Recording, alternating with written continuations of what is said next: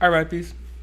Welcome to the GSMC College Football Podcast show, brought to you by GSMC Sports Network. As you guys know, I'm your host, Sean Cottle, and we've got a wonderful show for you today, guys. We're going to be recapping some of the most exciting games from this past weekend in college football. It's going to be a very exciting week.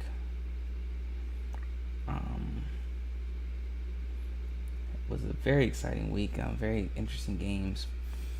A lot of teams got revealed. A lot of teams got put on notice. A lot of teams got revealed for who they really are. A lot of teams made statements. A lot of teams made good impressions upon me. So why don't we go ahead and get right into it, all right? Let's recap the Alabama-Arkansas game. So, those of you who don't know or didn't watch the game, Alabama beat Arkansas by a score of 24-21 in the SEC West matchup. Alabama actually jumped out to a 21-0 lead, but after that, the offense became stagnant, and Arkansas scored 21 unanswered points to make it a close game.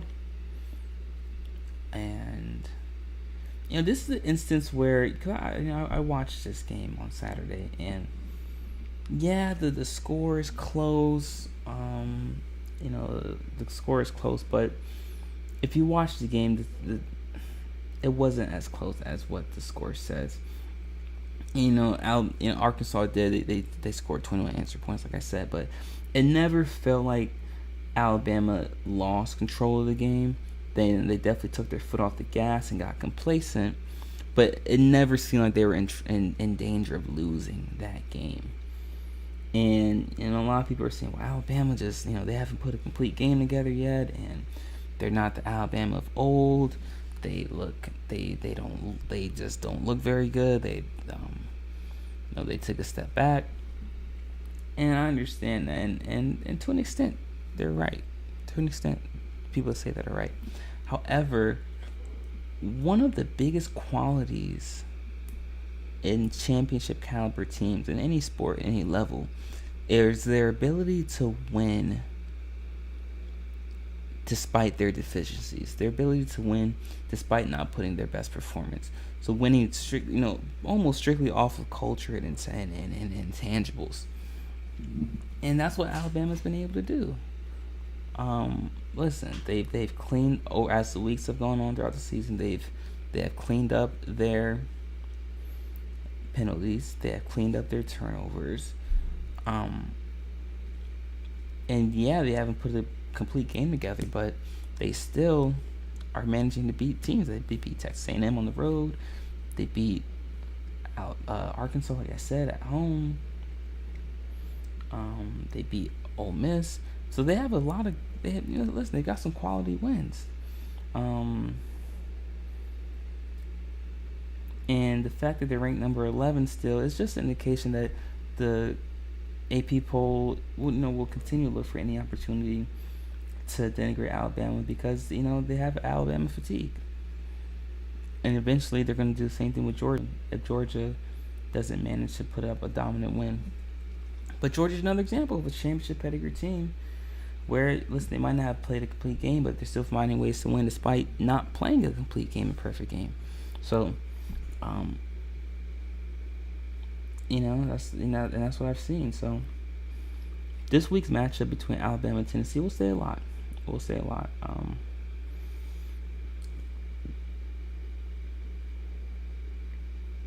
But was I impressed with what I saw from Alabama? Yes, because they're managing to win without putting a complete game together, and they're still continuing to get better, and they haven't played their best game yet. They still have so much more room to grow, and that should scare a lot of other teams in the country. But we'll leave it right there. But in our next segment, guys, we're going to be discussing another interesting matchup that actually we discussed on Friday, and we'll recap that today. So be sure to stick around for that, guys. You're not going to miss it. Be right back.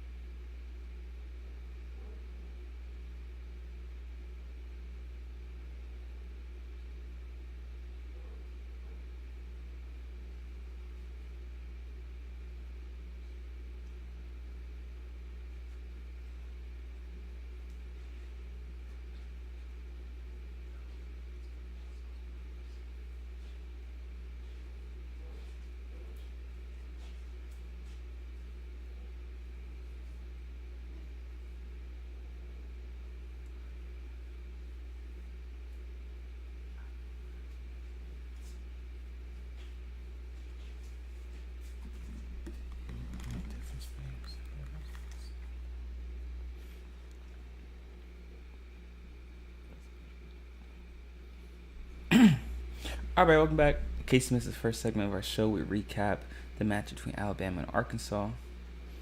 And in this segment, guys, we're gonna be discussing the matchup between Oregon and Washington. Now, I'll start off by saying right off the bat, this is probably the best game of the season so far in college football. What a way to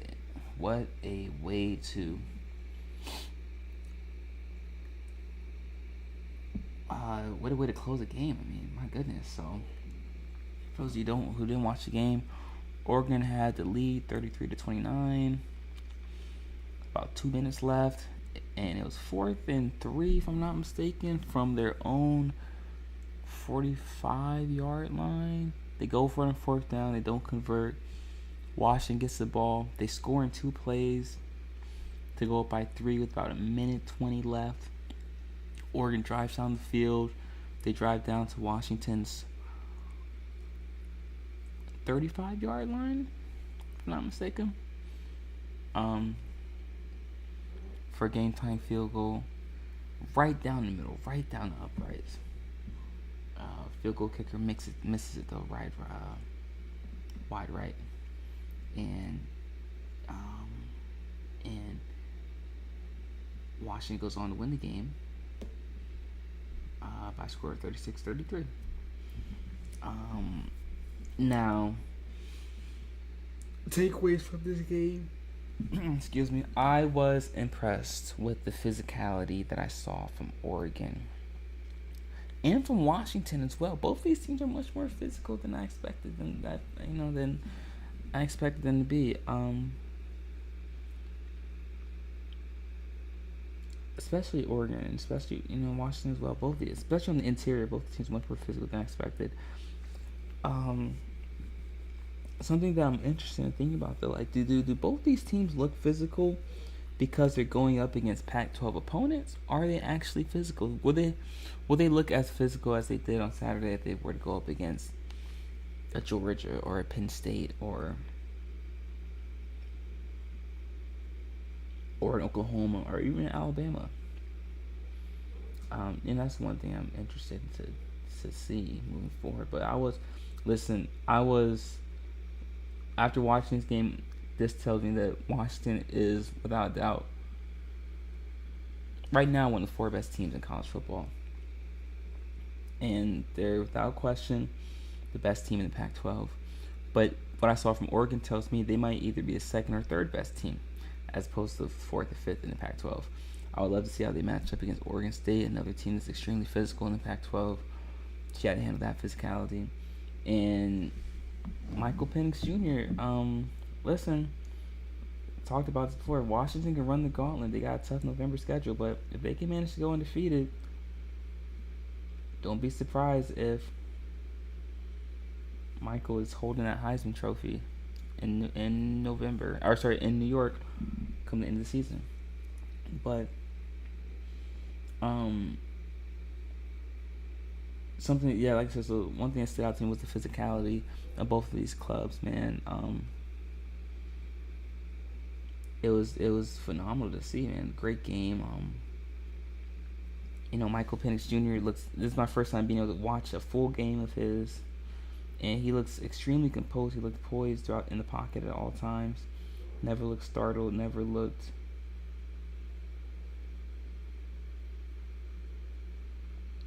flustered. So I was excited to see that. And Oregon impressed me too. Their aggressiveness.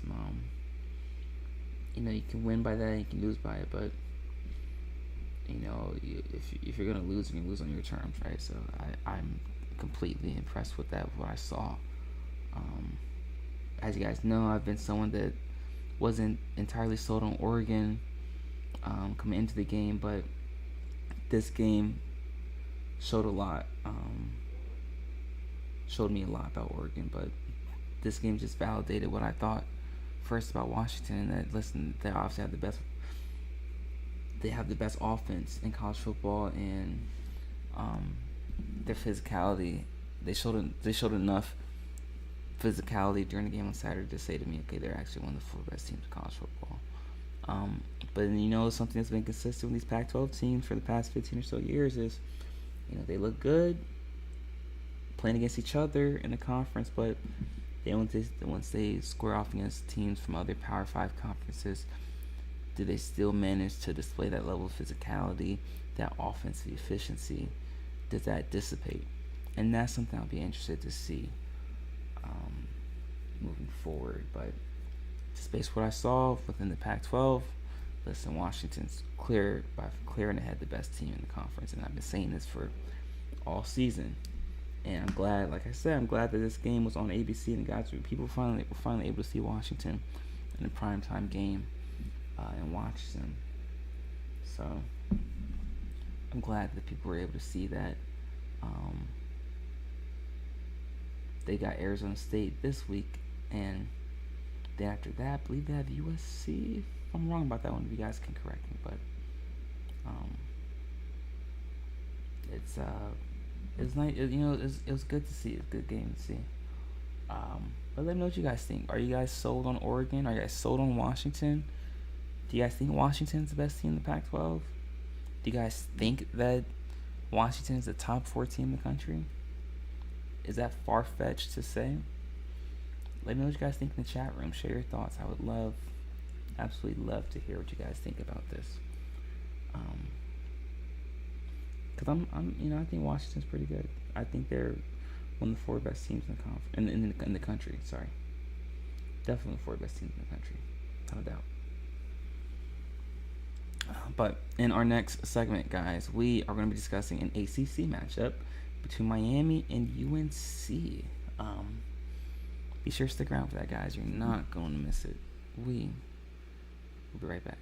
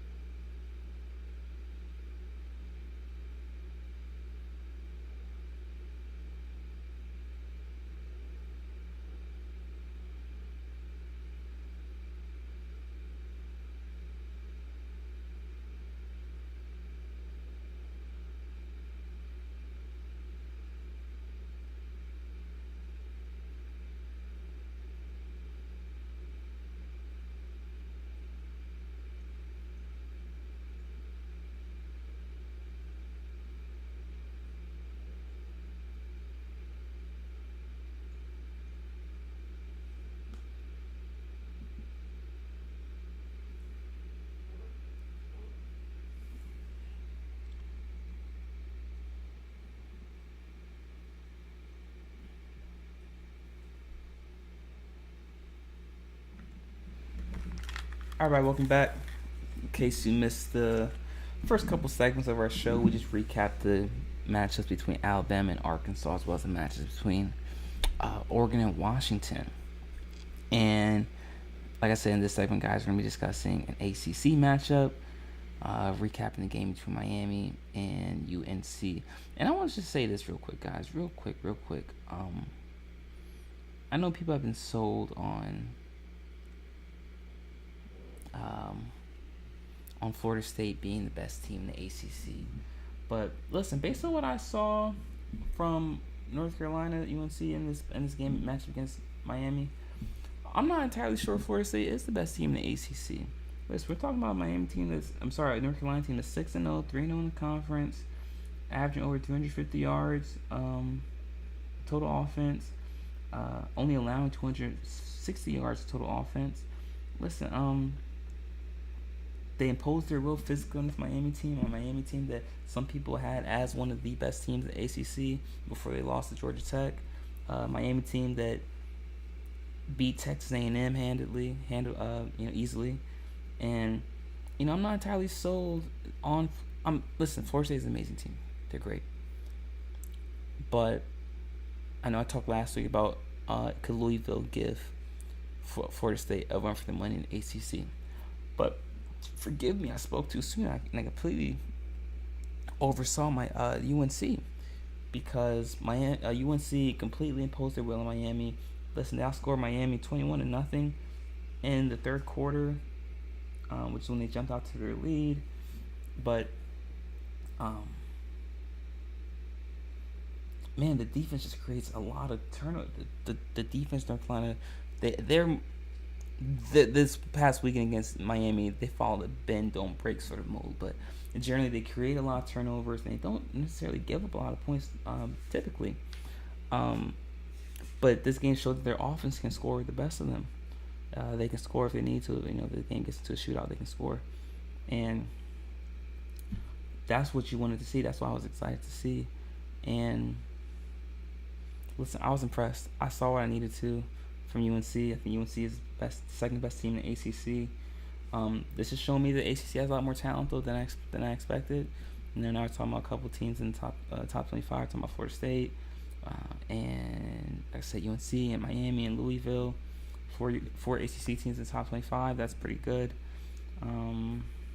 So when UNC and Florida State match up with each other, I'll be excited to watch that game because Florida State hasn't really played anybody since they played LSU in the beginning of the season. So, that'll be exciting to see how they handle that sort of competition, that level of intensity and physicality. But in our last segment, guys, we're going to be discussing, my goodness, USC Notre Dame. Don't really want to, but we have to, right? So be sure to stick around for that, guys. Be right back.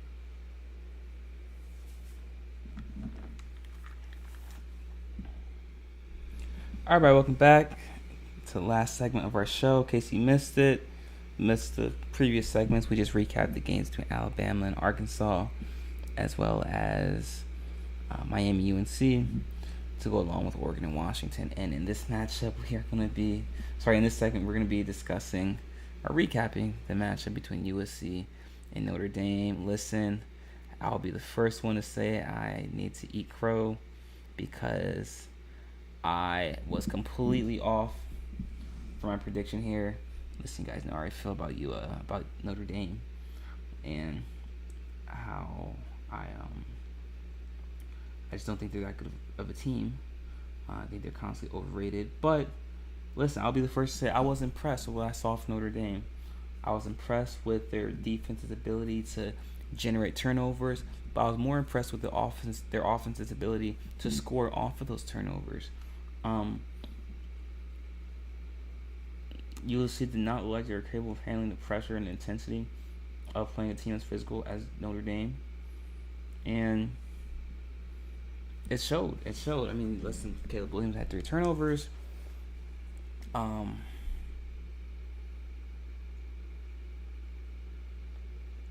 I mean, listen,